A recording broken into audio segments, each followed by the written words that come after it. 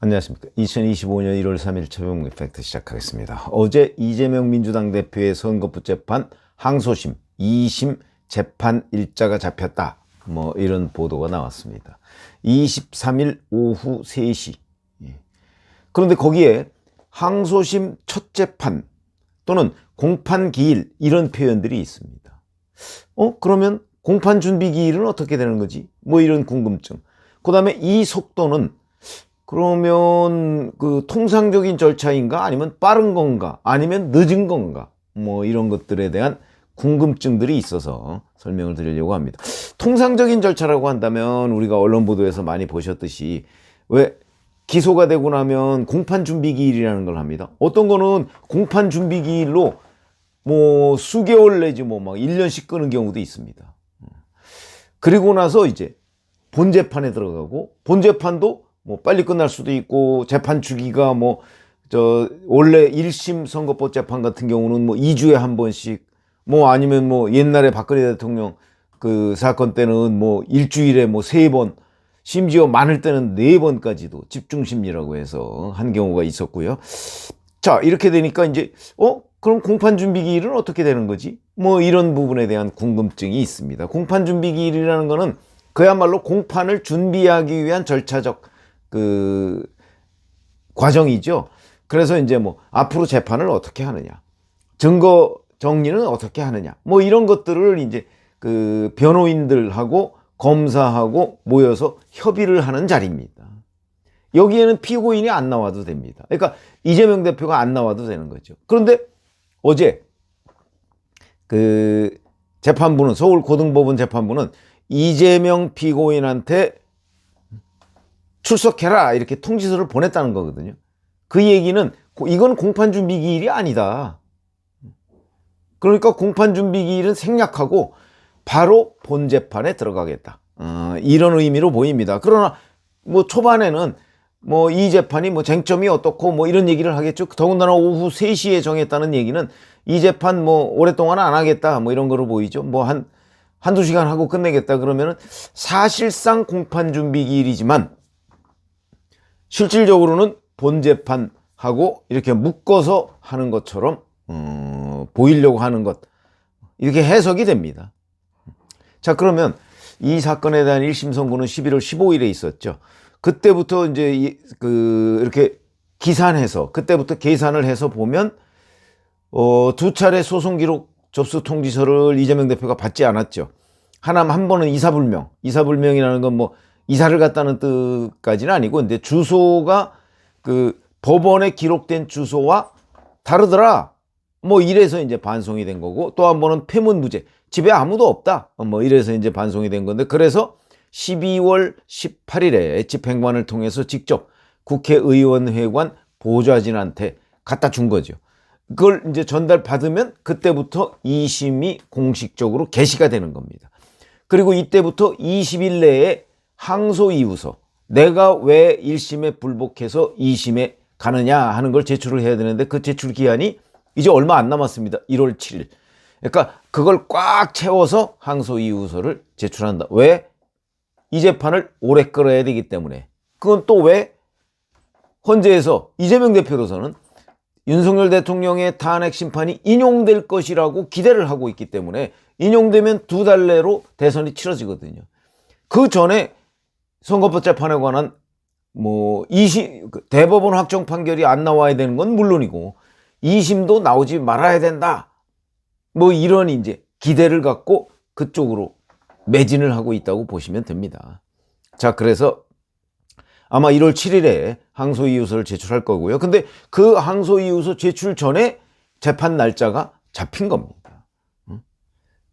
자, 그러면 이제 1심 선고한 후에는 2달하고 일주일이 지난 뒤고 2심이 이제 12월 18일에 소송기록 접수 통지서가 전달된 후에부터 따지면 한 달 조금 넘은 기간에 이제 2심 첫 재판이 열리는 겁니다. 이게 빠른 거냐, 늦은 거냐, 그거에 따라서 이제 언제 끝나느냐, 이런 것도 우리가 예상해 볼 수 있는 대목이죠. 우선 공판 준비기를 생략하고 바로 본 재판으로 넘어갔다는 부분에서는 빠르다 이렇게 평가할 부분이 있습니다. 그러나 이제 문제는 이게 뭐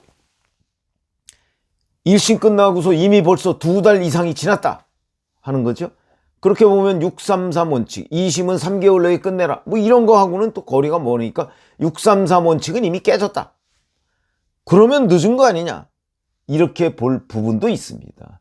그러면 객관적으로 보면 뭐 그렇게 늦은 것 같지도 않고 빠른 것 같지도 않다가 오히려 정확한 분석이다. 왜냐하면 12월 18일에 그 소송기록 접수 통지서를 받았으니까, 그러니까 그때부터 따지면 한 달 남짓인데 뭐 앞으로 한 2달 내에 진짜 빠르게 재판을 진행해서 선고를 내릴 수도 있는 것 아니냐. 왜냐면 그거는 현재 알 수가 없으니까. 서울고등법원이 이 재판의 주기를 얼마로 가져가야 될지는 아직 드러난 게 없습니다. 아마 그거는 23일 재판이 끝나면 다음 재판을 언제 하겠다 내지는 앞으로 재판을 어떻게 하겠다 뭐 이런 거를 서울고등법원에서 밝힐 가능성이 아주 높습니다. 그렇게 되면 이제 이게 재판이 언제쯤 끝날 수도 있다. 그것도 끝날 수도 있다죠. 왜? 이런 게 있습니다. 어차피 633 원칙은 이제 깨진 걸로 보이고, 이건 뭐 처음부터 기대 안 했죠. 저는 이런 정도의 예상을 했었습니다. 12월 18일에 소송기록 접수 통지서를 받았으니까 아마 11월 15일 선고 후 3개월이 아니고 접수기록 통지서를 받은 후 3개월. 그러면 한 3월 14일 정도. 아마 그때쯤에 2심 선고가 나오지 않을까. 이렇게 예상을 했었죠. 뭐 그것도 누구도 지금 장담할 수는 없는 얘기죠. 이제 그 정도가 제가 보기에는 서울고등법원이 조희대 대법원장이 얘기하는 신속한 재판을 충족시키면서, 그 다음에 이재명 대표 쪽에서 얘기하는 절차를 뭐 어느 정도는 받아주면서 그 중간선상에, 그러니까 통상적인 절차가 아니냐. 이제 이렇게 보여지는데, 여기에 이제 변수가 또 하나 있죠. 바로 이재명 대표가 아직 사선 변호인을 선임 안 했습니다. 2심이 이제 내일 모레인데 사선 변호인을 선임 안 했습니다. 왜 그럴까요? 그러면서 특정 언론에 이 선거법 재판 2심 변호인을 교체한다. 저는 그 기사를 보고 교체한다. 거기까지만 나와 있습니다. 뭐 교체한다 안 한다가 뭐 그렇게 중요한 기사가 됐죠?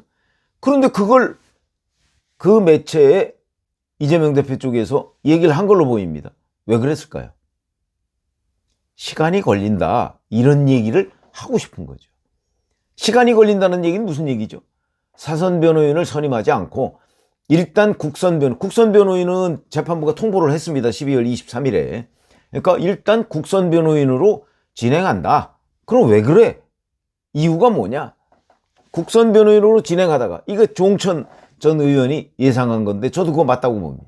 국선 변호인으로 진행하다가 한 2-3번 진행하다가 이제 드디어 사선 변호인을 선임했습니다. 그러면서 사선 변호인이 들어옵니다. 그럼 국선 변호인은 철회됩니다. 그럼 사선 변호인이 들어와서 제가 아직 소송 기록 검토를 못했습니다. 한 달만 시간을 주시죠. 내지는 2달만 시간을 주시죠. 자, 그때 재판부가 어떻게 나올 것이냐. 뻔히 예상되는 건데 그런 부분이 중요합니다. 그러면 그거를 시간을 안 줄 수는 없거든요.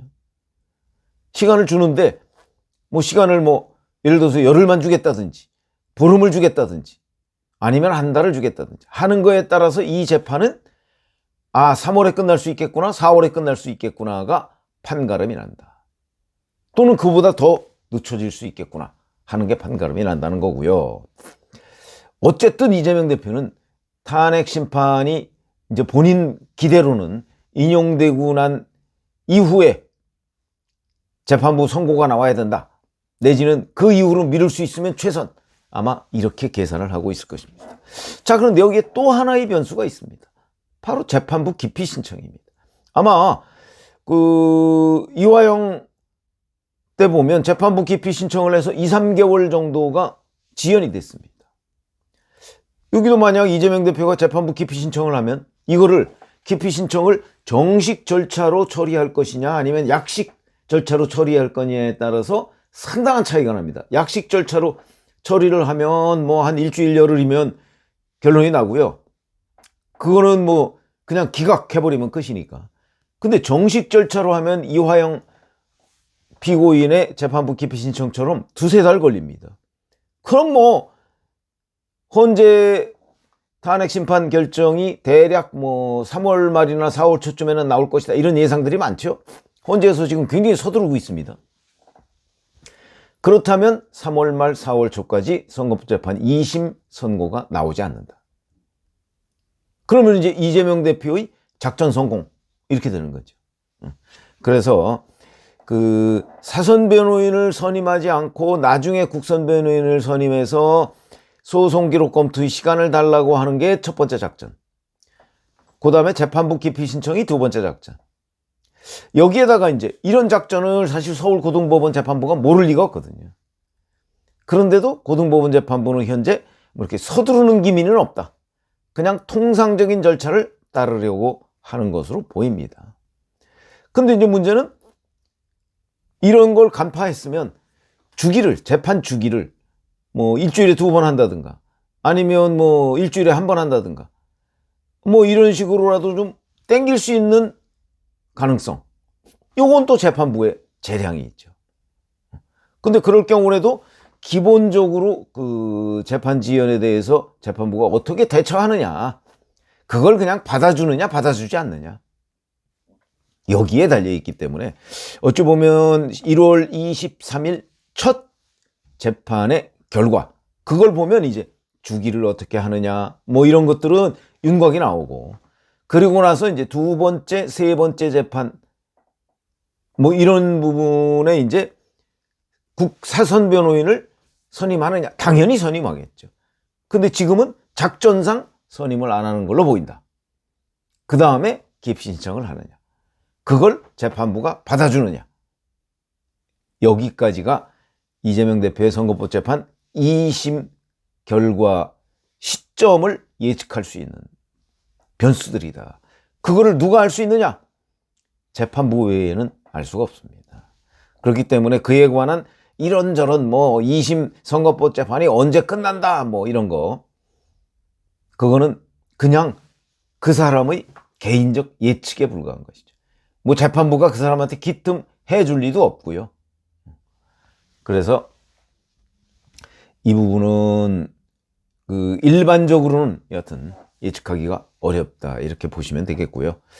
그런 점에서 본다면 이제 뭐 이 관전자의 입장에서 보면 참 답답하다 뭐 이런 생각도 들지만, 지금 서울고등법원 재판부의 그 이 속도를 보면 뭐 그렇게 늦었다고 하기도 어렵고 빠르다고 하기도 어려운, 그러나 변수는 변수대로 남아있는 이런 상황으로 설명을 드릴 수 있겠습니다.